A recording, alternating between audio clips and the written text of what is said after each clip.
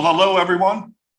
I'm Nick Fortini. I'm the president and publisher of Columbus Business First, and I want to thank all of you for joining us today for our 4th annual LIFT Symposium, Leveraging the Impact of Female Talent. Columbus Business First is proud to host the LIFT Symposium in partnership with the Columbus chapter of the Healthcare Businesswomen's Association.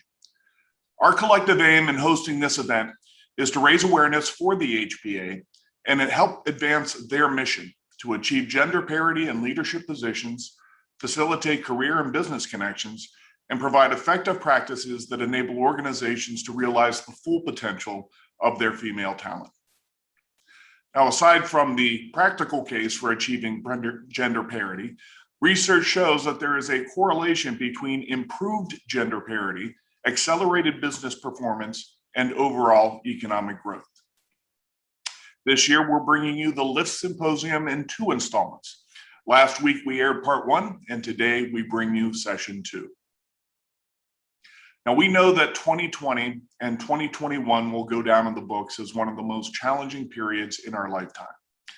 The devastating economic, societal, physical, and mental health impacts of the pandemic in the United States, especially on women, has been extensively reported.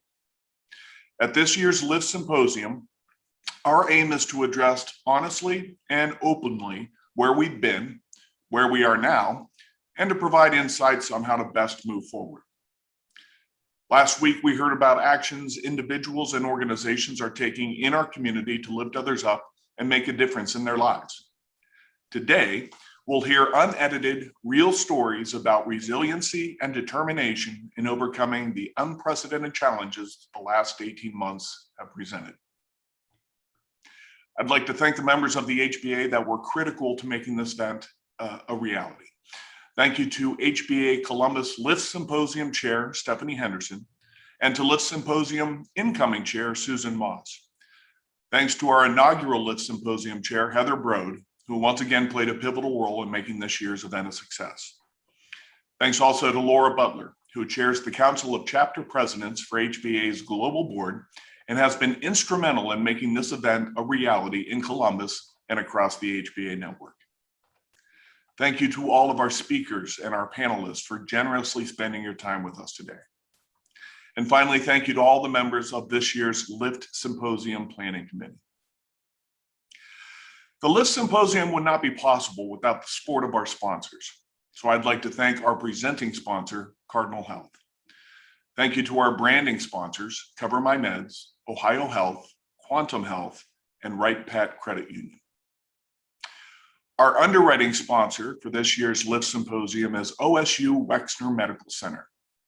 I'd like to welcome Carol Bradford, Dean of the Ohio State University College of Medicine, Vice President of the Ohio State University Wexner Medical Center Health Sciences, and Leslie H. and Abigail S. Wexner, Dean's Chair in Medicine. Good morning, everyone. I'm thrilled to represent the Ohio State Wexner Medical Center and the College of Medicine in welcoming you all to the 2nd session of the 2021 LIFT Symposium. At Ohio State, we have made a strong commitment as a leading academic health center to promote equitable representation in the workforce and the advancement of gender equity. We know that both are vital to the future of healthcare. I stand here as living proof of Ohio State's commitment to advancing and empowering female leaders. I am so proud that the Ohio State Wexner Medical Center and the College of Medicine are bursting with female talent. More than 67% of our faculty and staff are women, and for the last 7 years, women have outnumbered men in our incoming classes of medical students. This symposium addresses an important question we all face as we look forward. How do we leverage female talent in today's world, especially after a year that challenged all of us personally and professionally, and as a society in ways that most of us would have never imagined. Our commitment to learning, being part of the conversation and solution is why we are so proud to sponsor this important symposium. I am personally really excited to hear from today's presenters and panel participants, including our very own College of Medicine medical student, Kylie Zane. Enjoy the session. Thank you, Carol.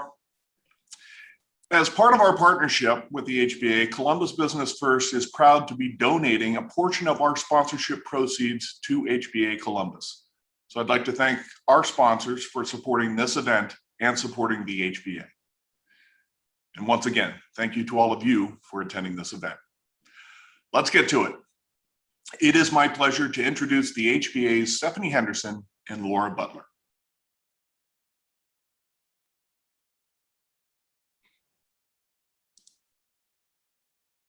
Most ever, record-breaking, milestone, unprecedented. We've heard these words again and again to describe the myriad events we experienced as a global community over the last 18 months. It was one challenging period for the world at large and also for our HBA community. I'm Laura Butler, CEO of Work-Life Consulting, and I'm now in my second term as an HBA Global Board member. My passion with my work has been to support leadership development, along with providing people with a diversity of thought mindset. The HBA's focus on diversity, equity, and inclusion is why I believe in the organization. In 2020, our members, volunteers, corporate and media partners, leaders, and staff demonstrated a Herculean effort to quickly pivot, adapt, and deliver, resulting in one of the most productive, successful, and rewarding years for our HBA community. The HBA Board of Directors has identified key metrics of strategic success to achieve by 2022. Number one, to have an expanded reach of the HBA across a community of 40,000 women and men and 200 companies publicly committed to the mission. Number two, to have an increased number of leadership roles being leveraged by over 1,500 HBA members. And three, seek external validation of our impact and influence demonstrated by the 20% of Fortune 500 healthcare companies that have more than one woman in their C-suite. This effort will take all of us working together as a united force for change. Bold, innovative change is needed to create more diverse, equitable, and inclusive workplaces. So allies and advocates, here's your opportunity to make a major impact along this journey.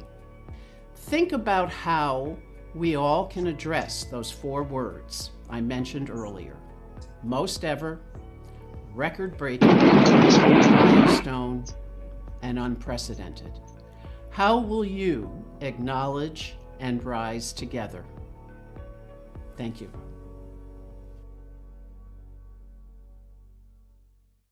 Hello, I'm Stephanie Henderson, Assessment Practice Leader at Leader Onboarding. I am serving my second year as the HBA Chairperson for the LIFT Symposium. Thank you for attending the 2021 LIFT Symposium. The Columbus chapter of the Healthcare Businesswomen's Association has been honored to partner with Columbus Business First for the past 4 years to bring our passion for gender equity in the business of healthcare, and indeed for equity in all workplaces and communities, to you, our community. This year, we have asked our presenters to share what the past year has been like for them, what they've learned, and how that is helping them move forward and define their paths. In 2020, we, the LIFT Committee, along with each of you, learned how to pivot, and that we could. How to not only work with each other in a completely virtual environment, but also how to continue to build on our work of gender equity and inclusiveness we started in 2018. Now, in 2021, we strive to continue to build awareness, gain commitment to action, and act to increase equity and inclusiveness across all dimensions of diversity. Our efforts and commitment to furthering the advancement and impact of women in healthcare crosses all boundaries and includes women and men from all walks of life. Learning from the present and past to forge paths forward that make a difference is key to our future. I'd like to take a moment to thank a number of people without whom this would not have been possible. Our committee members who ensured that we continue to have excellent presenters and content. The Paths Forward team, Heather Broad, Susan Moss, and Nick Fortini. Acknowledge, lift, rise together. Jennifer Sheely, Tegan Hendershot, Elena Lotozo, Leslie Goss. Stories Are Data, Susan Moss and Alexandra Annarino.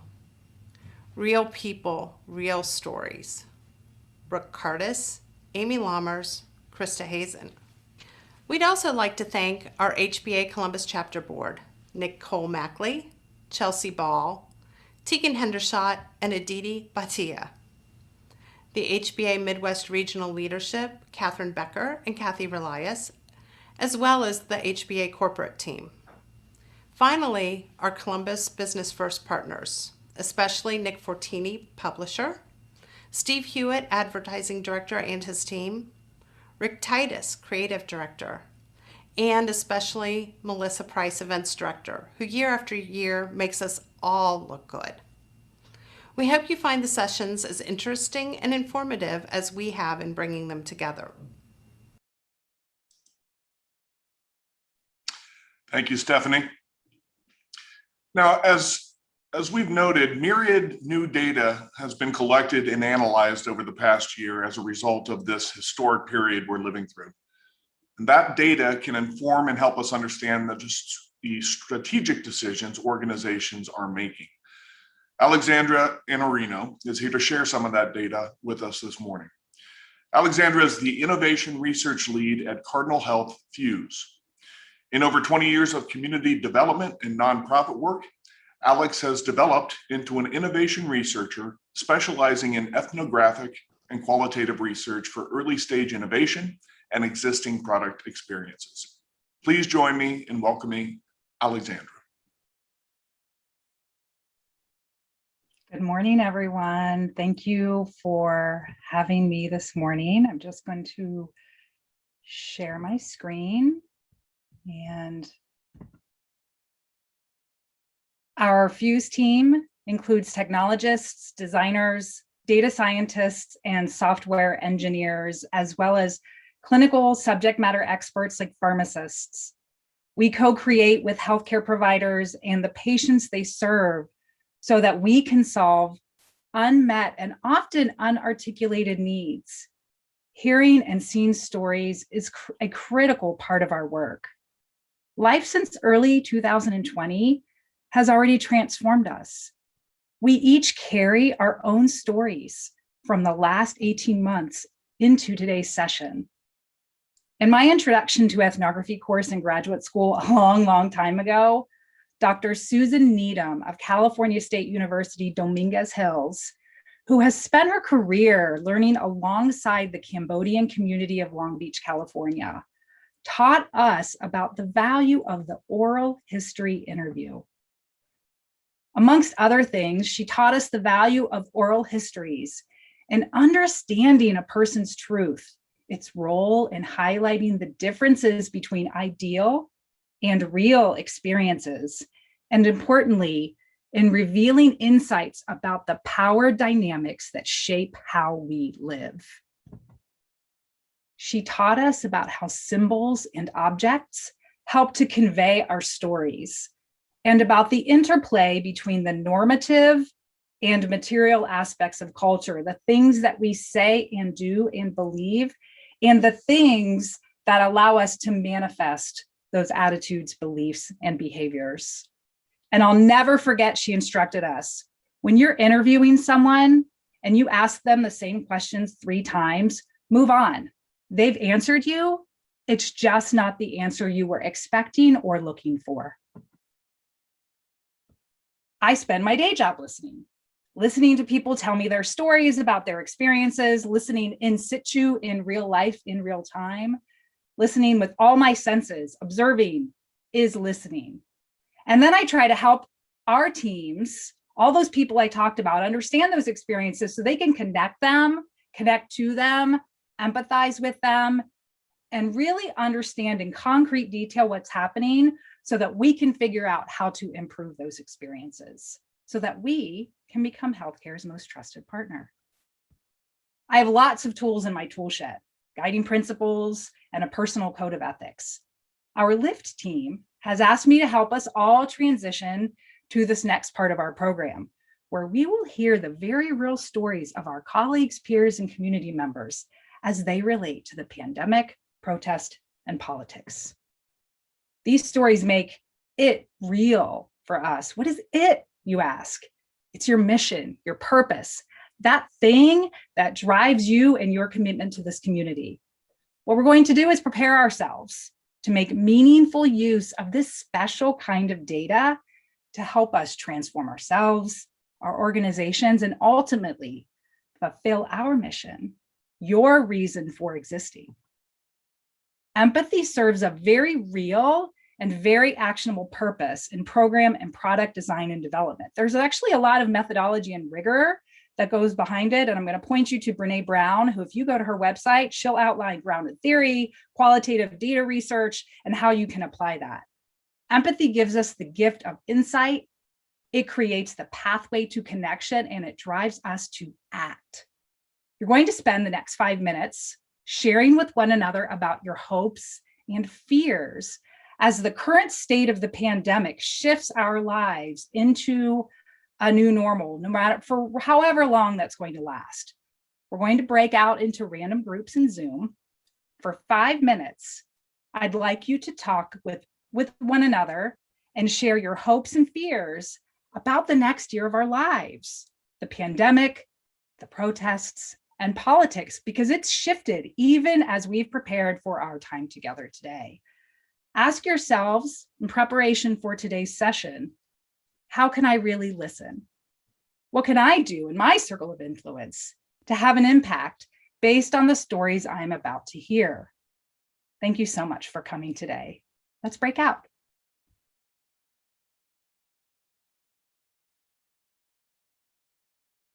Okay, it looks like we're trickling back from our breakout room.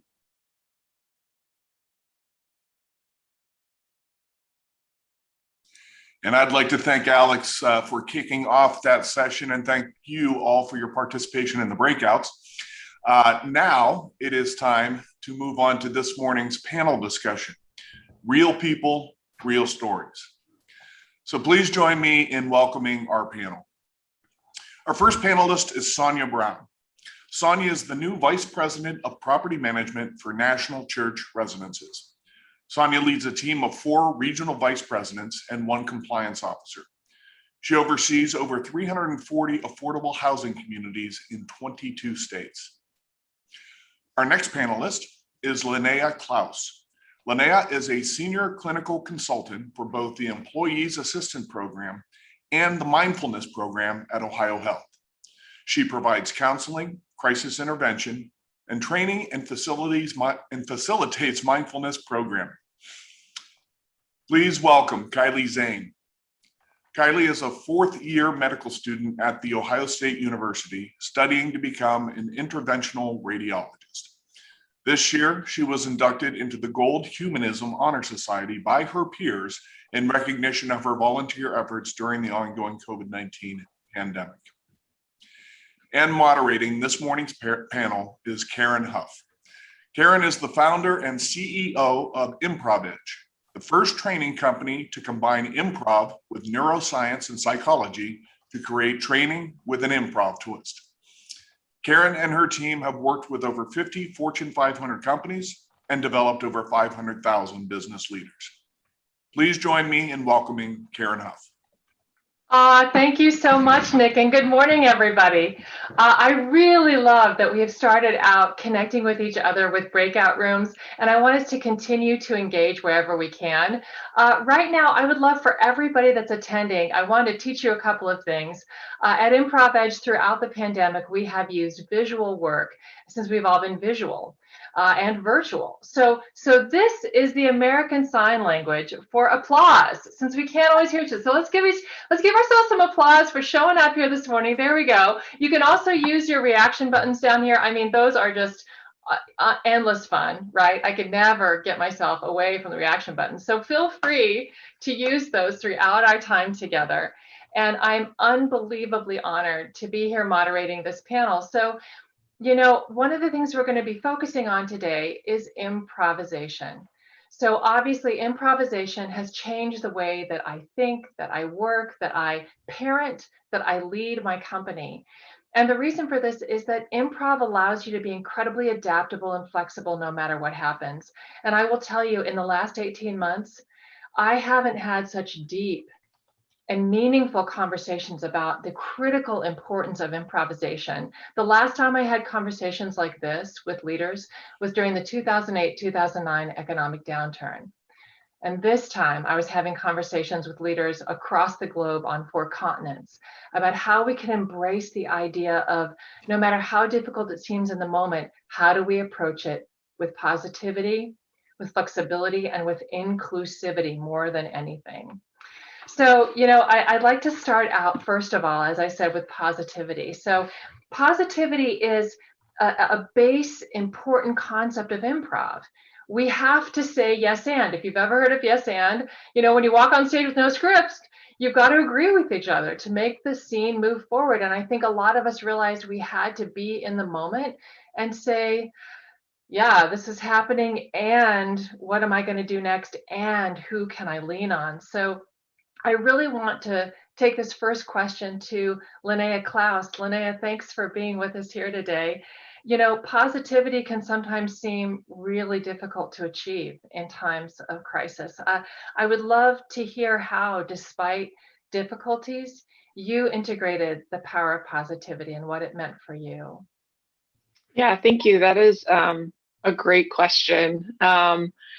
I think in thinking about positivity in the last 18 months, you know, when the pandemic first started, so I'm a licensed clinical counselor, and I primarily provide counseling to healthcare workers, to Ohio Health healthcare workers. So I chose a great time to enter this role. I joined in February 2020 at Ohio Health.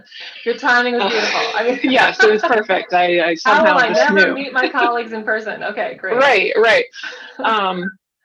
But I remember kind of jokingly, not so jokingly, saying to my colleagues, the other counselors I work with, so does everybody, we don't know what we're doing, right? How do we counsel in a pandemic? Nobody's ever done this, right? Like we're all sitting here in this pot of just what is happening, dealing with the collective trauma that everyone was dealing with, right?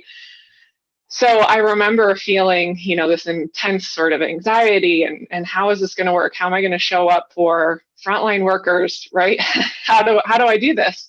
And I think ultimately what really came across and still kind of pushes me forward is this power of just sitting and listening and being with people, right? It's not always pretty, you know, it doesn't feel great all the time, but there's, you know, we heard about stories are power. And I feel like this is such a truth, right? The ability to show up and sit with people, even in a virtual space, and to just be able to say, like, I'm here with you.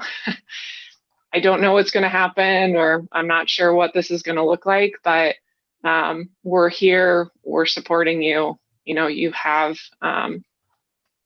these resources behind you. So it's sort of this sneaky positivity, right? It's not the obvious, like this is, you know, we're smiling every day, but it's that showing up, being present, and witnessing and hearing stories. And I feel like with the pandemic, this was true, with everything that was going on in the country, just being able to sit with people and hear that, it really solidified the importance of, I might not know how to counsel in a pandemic, I've learned along the way, but at the core of it, sitting with people is important, and hearing each person's story is a really powerful thing that we could do for each other. Yeah, I'm so stuck on your saying being present with them, right? And I also loved Alexandra's. I feel like I'm feeling a connection here from what you're saying about sitting with them and hearing what they have to say, no matter what, without assumption. And Alexandra, I believe she told the story of her professor saying, it might not be what you expected, and you've got to hear it and stop assuming that you know what they're going to say. I know in Improv Edge, there was a long time when our sales were down and all we could do was show up and listen to our clients and say, are you okay? That's all we could do. We couldn't sell anything. We couldn't do anything. We could just show up on screen and say, are you okay? Were there any moments that just that listening, you could see a difference in the person that you were with? Yeah, absolutely. I mean, I think that's, as a counselor, that's one of the wonderful things that I get to, hopefully be a part of is, seeing those small shifts that maybe to others might not feel like a big deal or might not even be totally obvious, but hearing those wins and those, using those strengths and those different things that we talk about in session, and then getting to, know that people are going out, using those things, trying them, and then coming back and getting to hear those shifts and changes is really powerful. It's, again, it's just solidified the importance, I think, of listening and hearing and being with people right now. So yeah, those moments, are right. And you can wonderful. See that. Like, do you have any tips for us who are not professionals around listening really well? I feel like it's a lifelong journey to learn to listen really well. Do you have simple things that you do that allow you to not go off in your head? That's a great question. Because listening's definitely a skill, but the good thing is you can get better at it, right? I mean, anything we practice, we can get better at. I think certainly silence. I think silence is an underrated thing in our world in so many ways. So the power of using silence and listening, and letting there be some silence in between, what you maybe feel like you want to say before you say it. Right. There's actually a practice that we do in some of the mindfulness courses that I facilitate called the repeating question. And the instructions is simple. It's you're going to ask your partner what causes you stress, and you're just going to listen. Right. Refrain from saying, oh my gosh, me too. I totally get that, which is hard. It's so hard to not be like, oh my gosh, I totally understand. Like I have that same experience. But people often find that when they just ask the question, they listen, they nod, maybe give some of those nonverbals, ask it again, you learn so much more, and you really start to hear more of that person's story. And it gives the other person a chance to kind of think through and maybe even discover more for themselves. Right. So just the power of using silence is really helpful, I think, in listening. The power of silence, letting an answer just be there. Thank you. Thank you so much. That was amazing. I want to, yeah, I know, right? It's so cool. I want to move from this idea into our next topic that we're thinking about, that I'd love to go to you, Kylie Zane, is the idea of upheaval, because we've come from this moment of great positivity where, despite what Linnea was dealing with, she was approaching it with listening and being present and positivity, and simply her positivity was being present, and yet there we were in the midst of incredible upheaval. I spoke to a woman in my breakout room who talked about she literally just hit the reset button every morning. She learned that was her process. That she said, I will not assume anything. I will just reset. And Kylie, I'd love it if you tell a little bit of your story about in the midst of the upheaval, how difficult it was for you and what that made you do. Yeah, I think, and in my breakout session too, we talked a little bit about, I think, how the upheaval sort of also reveals to us like different ways of being and different ways we can structure our life. And there's other potentials that are revealed in situations of extreme change. For me, I was at home in my apartment and I was living alone at the time and sort of studying and all these things were happening, out in the outside world around me, and they were so important. And on one hand, I felt like a social obligation to sort of self-isolate, and this was in May or June of last year, so that it was an extremely intense time for everybody. But on the other hand, I really didn't want to just sit by while all these things were happening, both the pandemic and also the uprisings in Columbus and also in cities across the country. And so I sort of had this extremely intense couple of months, and I'll share maybe 3 of the activities that I did if you guys are interested. I think the first thing that happened was I got involved in the Wexner Medical Center's community kit distribution program. So on Friday, my friend told me about the program, and on Saturday, I was there packing kits with masks and sanitizer and other sort of hygiene products that we were going to distribute throughout Columbus. And I think by the end of the weekend, I was in charge of it with my mentor, Kim Knight. So we were co-leading this warehouse project, just the assembly portion of it. And have you ever managed a warehouse? No, fantastic. Here you go. Exactly. So then, there were many other people involved in actually distributing the masks and sanitizer. I think in the end, we made almost 10,000 kits, and we were able to get over 100 volunteers involved in helping to pack the kits. So that was really exciting, and it was really fulfilling for me to be able to be involved in that instead of sort of just sitting at home and twiddling my thumbs. After that ended, I was then in this vacuum of, how do I make myself useful, and how do I,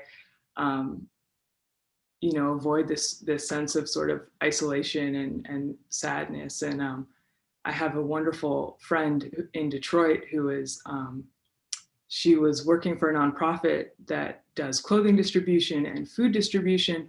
So I actually drove up and reconnected with her after not seeing her for maybe 5 years. And they were able to secure FEMA food donations. So I was driving those to families in Detroit, all around the Detroit area. And to be able to hand a box of food to someone who is not sure where their next meal is coming from, it is so rewarding. And that work felt really important to me and really, really gave me the sense of purpose that sort of, I wanted in this like time where everything was so intense. The last thing I did was I helped as a street medic in the protests in downtown Columbus. So we did a lot of different things. We acted just as a sort of community resource, but also, doing eye flushes for people who got pepper sprayed, giving out water in the hot sun when people are walking and marching all day. And just being there as sort of a constant, I think gave people a sense of safety and security that wasn't always there in the protest setting where things can get sort of intense very quickly. Kylie, thank you so much for sharing all that. And don't you go on mute. I'm not done with you yet. So I actually wrote down extreme change reveals other potentials as your quote. When we were talking earlier, preparing for this, I sort of, thought about the fact that maybe action for you is a way that you cope. And our professional storyteller, Alexandra, said in the chat, I'm hearing the impact of service to help us manage incredibly difficult times by focusing on serving others. So can you talk a little bit about that and you and how you're wired and why that was what you went to? Yeah, absolutely. I think a lot of it has to do with the same reasons I wanted to go into medicine. When I was younger and trying to figure out, what am I going to do with my life? I studied a lot of different things, and in the end of the day, I thought I want to do something that I know is going to sustain me every day and that I'm going to get energy from. And for me, that's having a tangible, being able to tangibly help other people. I think that it was absolutely, as you said, a coping mechanism for me to sort of, not get trapped in my own thoughts and, caught up in myself, and actually just, fully dedicate all my energy to others around me. I think that's totally true. What would you say to people who, even beyond, say, being stuck in a pandemic, have some fear around service work? Sometimes it's not always stable. What did you do to manage that? Especially as a woman, right? Because we often, I remember my mother wanted to serve during the Katrina hurricane, and a lot of people were saying, oh, you're an older woman, you probably shouldn't go down there. And she's a nurse, and she did, and she was so glad she did, right? So talk to us about that as women and as people who are wanting to do something, but also sort of hearing all these other messages. Yeah, it's hard. It's definitely a personal decision. I think that I also think that there are always ways to get involved that you are comfortable with. There were a lot of medical students that I reached out to volunteer to help pack kits, and they weren't ready to be in person. And so we were able to get them set up with like the COVID hotline, so they could do, call from home, and they could sort of triage people whether they needed to come to the hospital or not. And so, like you said, I think it involves, improvisation and creativity to find that role that makes you feel comfortable, but also allows you to get involved. And to the story about your mother, I think that just going to places and meeting people and making those connections has so much value. Even if you can't be as helpful as you wanted to be, just seeing, the world of possibilities out there and the way that people help each other in times of crisis is totally transformative. Thank you, Kylie. Thank you so much. Now this theme of upheaval also really drew you, Sonia. So Sonia, when you and I were talking, the idea of upheaval and how you managed through that, you had some really interesting stories there. So unmute and tell us about some of that. Hi, Karen. Nice to see you Hi, again. Sonia. Nice to see you.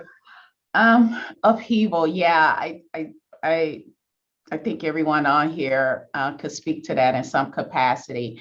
Being vice president of property management here at National Church Residences, just a quick recap, we're responsible for 23,000 seniors, 350 communities in 22 states. And for me, I was new to that role. Didn't you just come into it? Yeah, you and Linnea, I swear. I was promoted in March, and I moved to Columbus in April.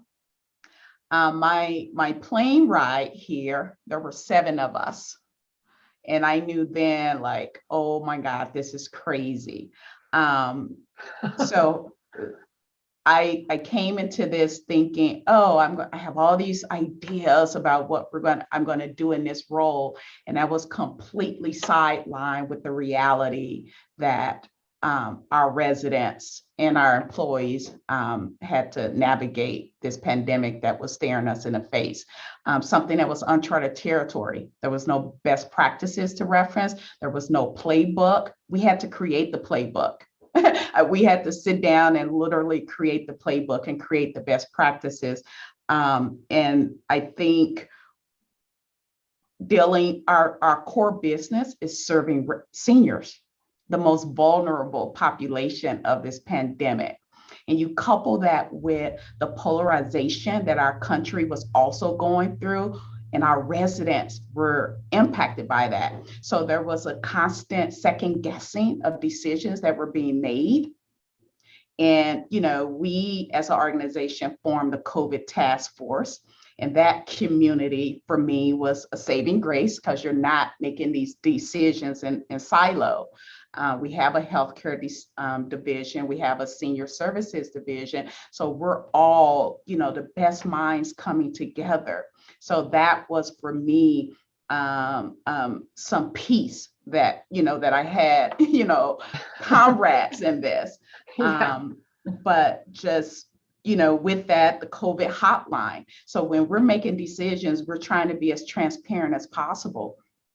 And because of this position I was in, I was on the receiving end of calls, emails, and having to navigate and explain to our residents why decisions were being made, to relatives of our residents why they could not visit.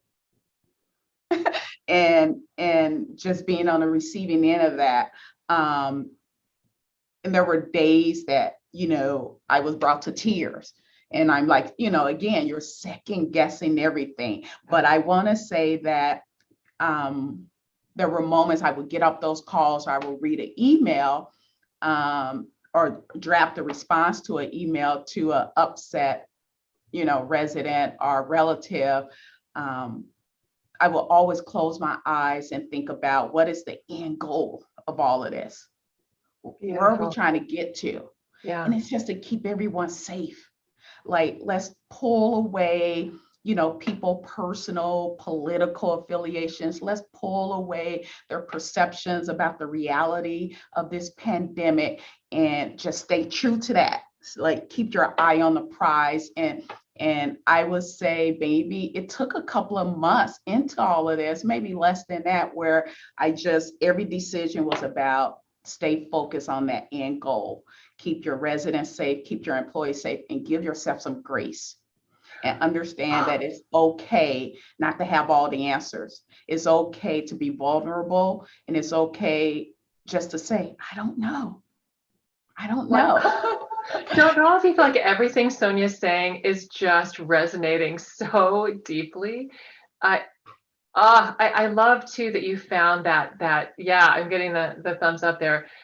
Once you found sort of your North Star, it helped you get through all that. I mean, I would say, in a way, as we talked about coping with Kylie, it's a lot what you did to cope as well. I'm really loving too that you're bringing up the improv concept of team equity here, Sonia. In team equity, we have to lean on, it's not stand up, right? We have a team on stage with us. We're not alone. And when we know what they do well, then we can fall on our strengths, and we don't have to try to do everything. We don't have to do everything because we have somebody.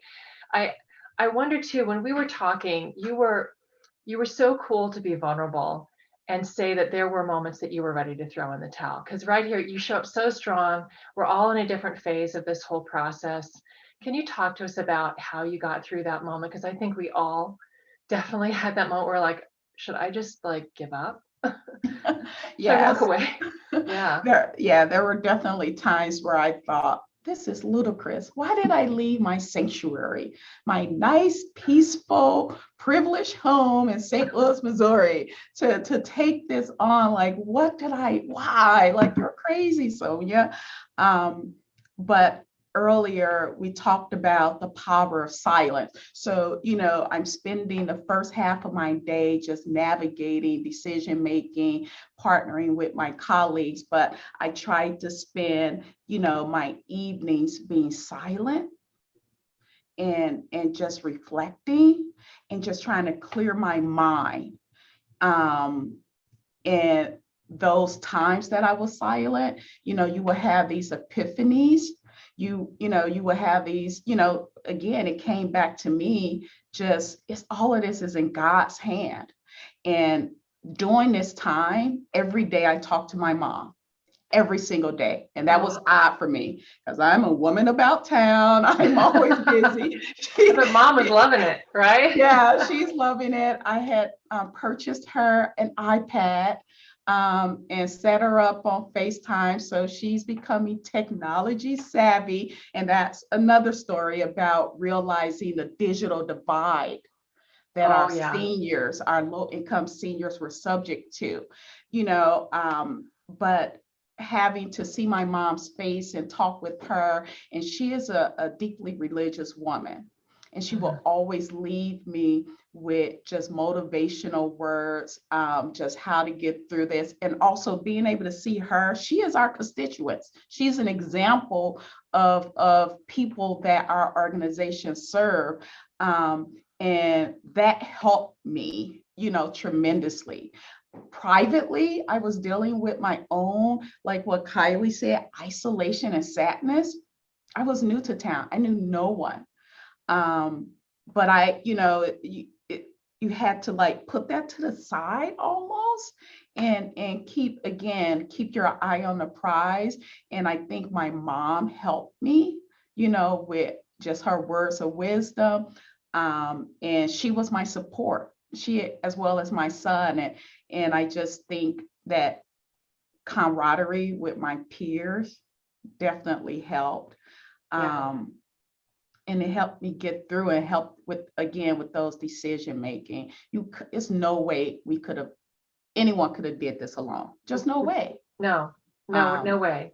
And I feel like what you're talking about is actually leading us into our third topic, which is resiliency. Being able, you use silence at the end of the night and your mother's face on screen to help you feel like you could get back in there the next day.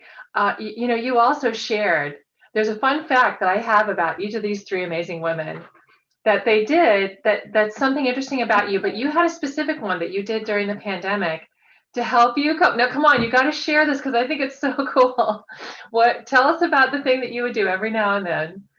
Okay. Okay. I'm a lover of jazz.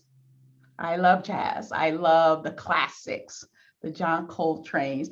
And for those of you that patronize jazz clubs, the original ones are, they're small, they're dark, they're smoky, they're a little grimy. Like the grimy ones are usually the ones that have the best music.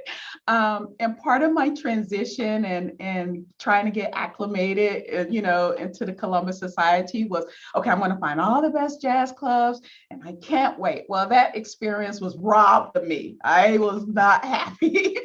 So one thing I did during those moments of silence, I don't know anyone, I would try to create a jazz club at my place. I would, YouTube is my friend. I love YouTube. I would find recorded live jazz concerts, old classic ones.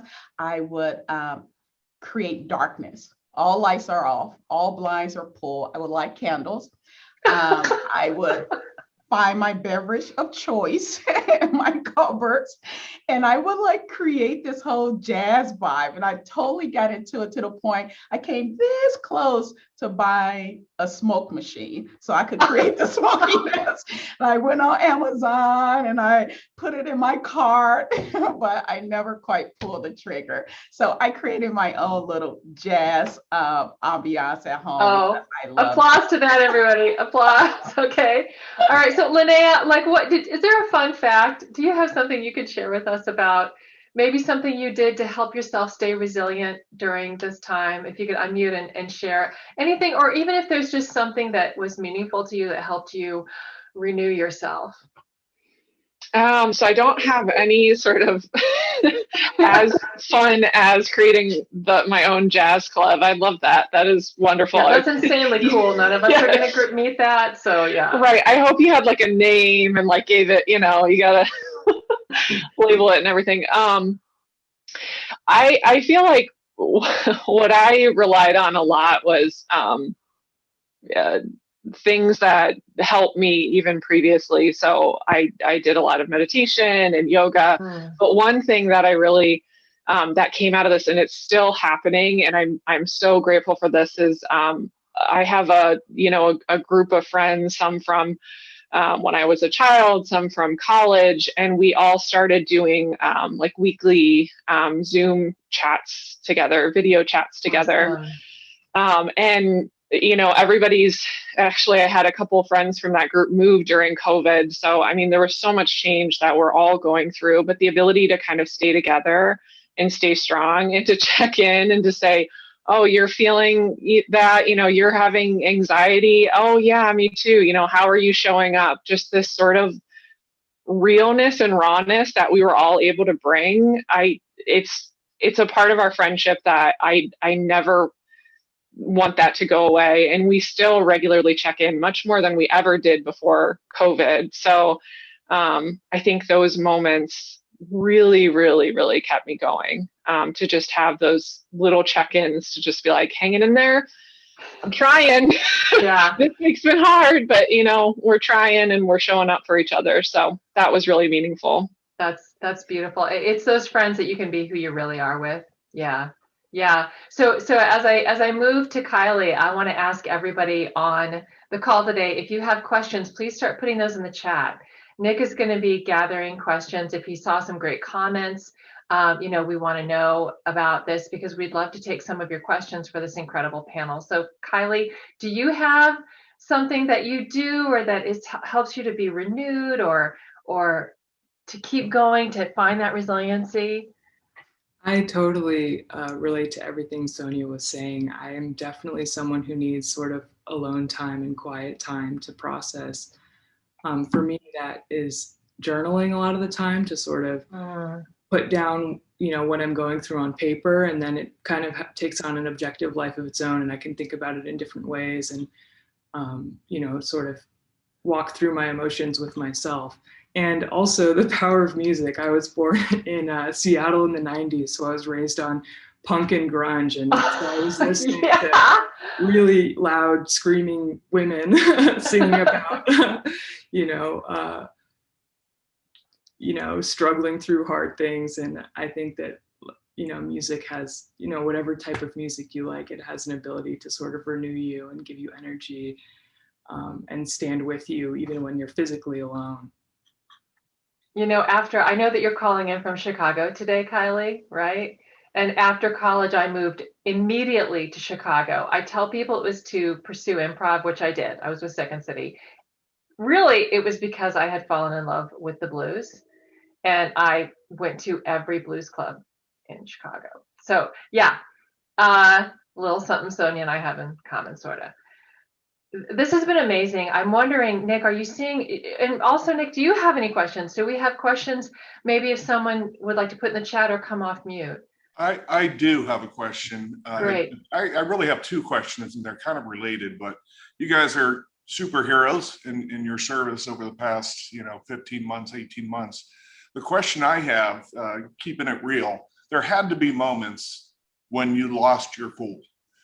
And I'm just curious, reflecting back on that, were there moments where you lost your cool, and in reflecting on that, how did you deal with that? And the second and related question is, when you're serving in a very high pressure environment, how do you keep yourself safe emotionally and physically, in some cases, while still trying to be a servant leader? So yeah, wow.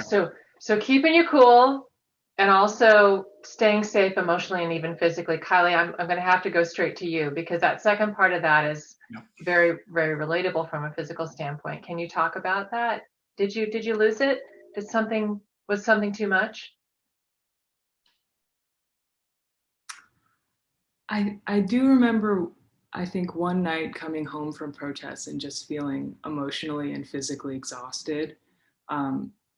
Sort of my physical situation was I would, be carrying a backpack full of, medical supplies, so that I was very mobile. And, this is an 8-hour day or 10-hour day or longer. And especially at the end of the day, around 9 or 10 p.m., I think the tensions can be really high. And that was often when sort of the conflict was also the greatest.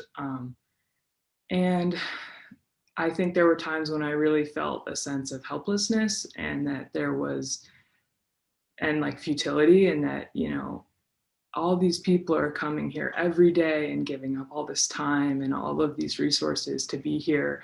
And it just feels like it's not having the impact that everybody wants it to have. And so I think I remember a day of just coming home and like just crying and feeling like, you know, all of these efforts and like, you know, I think my eyes were probably burning too. So that was probably contributing to the crying, just from pepper spray and the other sort of chemical weapons that were being used.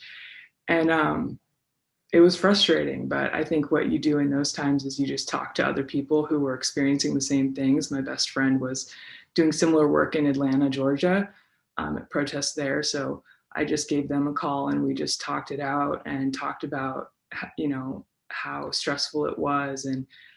And also I think at the end of those conversations, you get to the things that are keeping you going and keeping you involved and why it's worth it to you to come back the next day and the next day, which is usually for the other, you know, other people who are there and the strength that they're showing. So when you're feeling weak, I think it helps to look around at other people who are in that moment feeling strong, and you can kind of remember how to come back and rejoin the fight even when you're exhausted. Yeah, and lean on them. How did you keep yourself safe, Kylie? How did you keep yourself safe during that time? I think there are specific strategies for a protest setting. So I actually, you know, there are books on them. You can kind of read the strategies, but you basically use physical distance. You use you always travel with other people, so you're never, you know, alone in a setting like that. You know, there you have water, you know, water for eye flushes. There's just a set of very, very tangible tools that you use. If you're feeling like you're in a very intense situation, you can't always walk away in a protest setting. I think that's one thing that's not true for other conflict settings, but you can just create space and sort of remove yourself and find the resources you need to be physically safe. Thank you. Thank you. Linnea or Sonia, do you have a response to that lost it moment? I could speak to that. All right. I had a very public lost it moment. At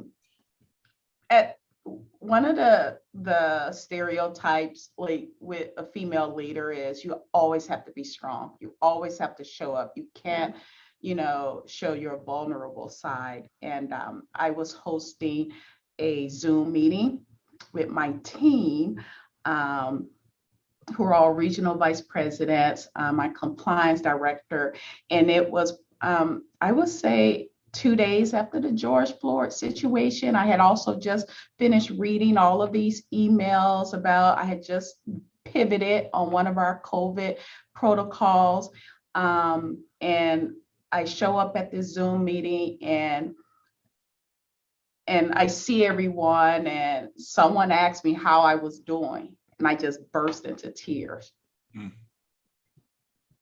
I felt like a loser that I had shown this weakness to my team. Never done that before, ever. You know, there's a saying that leaders who can show some vulnerability are actually respected more and seen as stronger.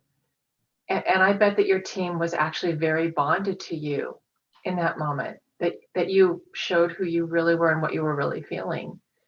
Although, again, all those voices outside, especially women, saying, you've got to be this, you've got to be that. I just really appreciate you sharing that with us, right? Because I think there are moments when we all yeah, and I did hear from my team members. I could not get through the meeting. I just, you know, had to table it. But I did hear from at least 2 team members via a handwritten note, ones that had known me for a decade and a half, that said that was their first time ever seeing me, you know, show that vulnerable side. So I think there was a silver lining, but I was embarrassed. Sure. I beat myself up for being exposed like that. And Okay, we're all gonna like let you off that hook. Okay, we're gonna let you off that hook. And by the way, I also have to let you know that Heather Broad is going to take you to all the jazz clubs in Columbus. So that just came through too. Lynn-Maria, can you answer Nick's question, and maybe since it's your area, lean into emotional safety, because that was a question that he had added on there. Yeah, so important. That's definitely always on my mind. And you know, I remember a specific time, early January, where I guess I lost it a little bit myself, emotionally, and you know, the insurrection had just happened. I was on call. We take calls, so if crisis calls come in after hours, you know, we rotate that, and I was on call when the insurrection happened, and it was really impactful and difficult. And I think it was just the accumulation of counseling and supporting people, specifically healthcare workers, for the last, you know, almost a year at that point. And I had some really difficult calls come in of course, people struggling and really having a difficult time. There was one specific call, which I'm not going to go into the details, but that really hit home. And it was just a moment of, I don't think I can do this anymore. This is too much. This is too much to handle. So it was quite a lot. And I think as helpers, we struggle sometimes to take our own advice, right? You know, I'm giving advice, or not even really advice. I'm listening. I'm saying, okay, what are some strengths we can use? What are some strategies we can use to keep ourselves emotionally healthy, to show up? And I had to remind myself, it's okay for you to use those too. It's okay for you to take a break, and to have some moments of recharging and stepping away. So it's always those things that I feel like are not complicated, right? It's simple things. It's, am I getting enough sleep? Am I connecting with people who care about me? Am I moving my body? Am I eating 3 meals a day? Am I remembering to eat? You know, it's not complicated stuff, but we so easily forget about, how do I also show up for myself so that I can show up for the people that, you know, I want to help and I care about. So I feel like January was my low point, as far as like, I've got to make sure that I am doing those things to also give myself a break and make sure that I can keep doing this work and keep listening. Linnea, thank you so much. A member of my family is a recovering alcoholic, and they remind me of something they say is HALT. Are you hungry? Are you angry? Are you lonely? Yes. Are you tired? Right? Yes. So when I'm going, why can't I make it through? It's often because I just didn't eat or I didn't sleep, right? And I've so appreciated that lesson from them, and I think it speaks to that. And I can't help but make a comment here, Nick. Thank you for your question. And when you said, did you ever lose it or blow up? I think there is a gender thing going on here too, that to Sonia's point, we're often expected to keep it all together, to be the peacekeepers, to be the ones who don't fall apart, right? Especially if we're in a position that we're supposed to be helping others. And if we do yell or get angry, we often get a lot of backlash there. So by holding it in and holding it in and holding it in, what I'm hearing from these 3 women is that they got to their safe place and fell apart. And that's often what happens to us. So thinking about how we can think about resiliency and remembering that we can't show up for anybody if we don't show up for ourselves first. It is really a critical thing I'm going to take away from this, because each of you talked about things that you did to allow yourselves the space to be okay again, and reminding ourselves that we get that space, that we work so hard to be positive, and that helps us too when we give ourselves that time. I want to see our time is kind of coming to an end for the panel because we want to have a chance to go into breakout rooms and share together in some smaller groups.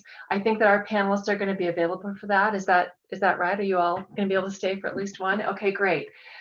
So we are going to be going to some wonderful breakout rooms. Before we do that, I do just want to take a second to thank HBA and Columbus Business First for this incredible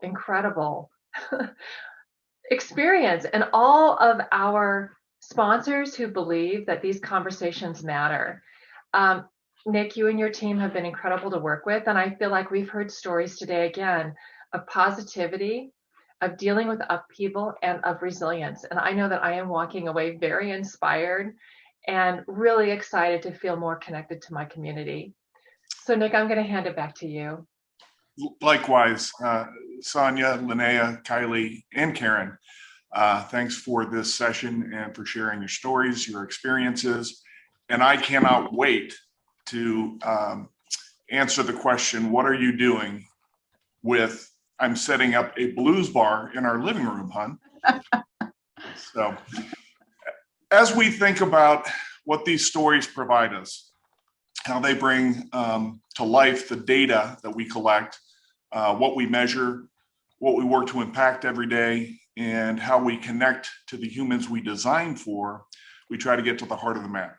And I think we did that today.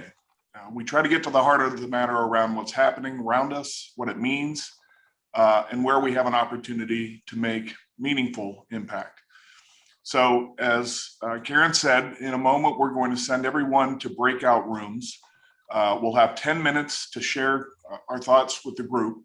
Once you're in your room, please introduce yourself, and we're going to discuss the following question. As you have listened to the stories in this session, what strikes you as the heart of the matter? And what inspires you to take action? So again, as you've listened to the stories, what strikes you as the heart of the matter, and what inspires you to take action? So Melissa, let's do it. And while we're waiting for everyone to come back, Karen, I'm going to ask you what just some major themes that came out of your discussion. Oh my gosh, it was incredible. It was sort of two ends of the spectrum, Nick. On one, there was a sense of all the things that we had been through and what was going to come of it, because there was a hope in the group, and Alexandra was actually in our group saying, you know, something needs to come of this, right? We've all seen some silver linings, and it would be horrible to go through all this and not have some good changes happen to the world, right? So sort of on a global scale. And then I think on the personal scale, there was a great comment around being able to, because of this situation, dive into your own vulnerability and experience change and transformation in some cases of the self. Yeah, Amy wrote that her group discussed the importance of courageous authenticity and the way that showing vulnerability builds trust. Yeah. Certainly heard that in today's panel, didn't we? Beautiful. And Karen, to your point about something needs to come of this, you know, speaking on behalf of our organization, one of the things that we saw throughout all of this was the reality of the digital divide that our seniors dealt with. A lot of information about COVID, about the vaccine, it was all online.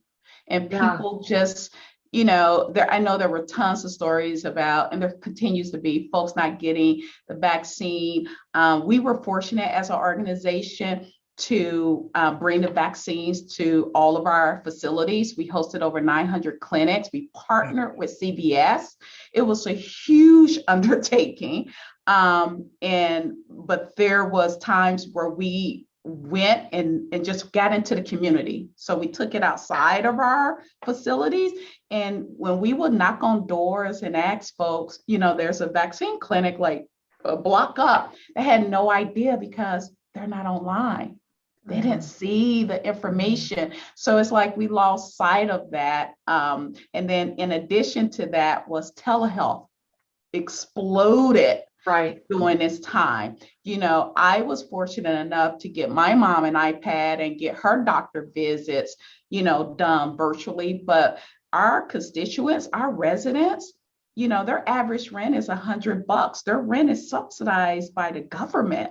They don't have the means to pay for an iPad and or get the proper training to utilize it. So we're tackling that as a company.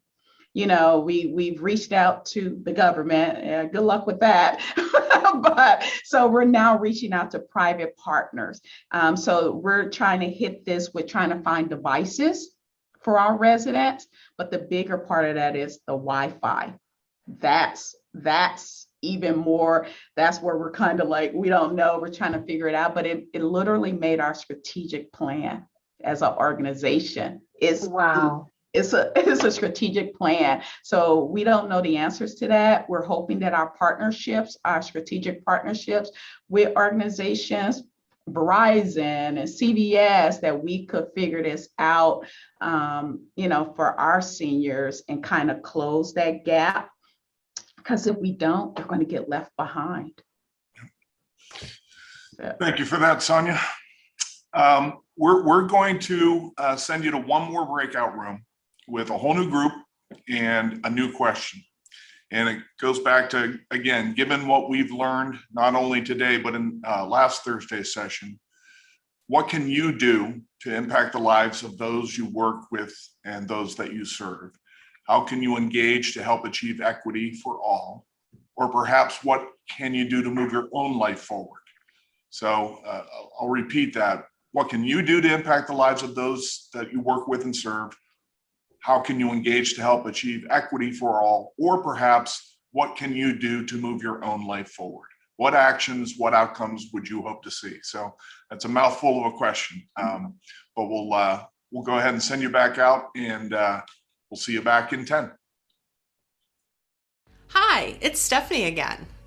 Now I'd like to introduce you to our 2022 LIFT Symposium chairperson, Susan Moss. On behalf of the LIFT Committee, our Columbus Business First partners, and HBA, we thank you, our participants, presenters, sponsors, and supporters for making this event possible.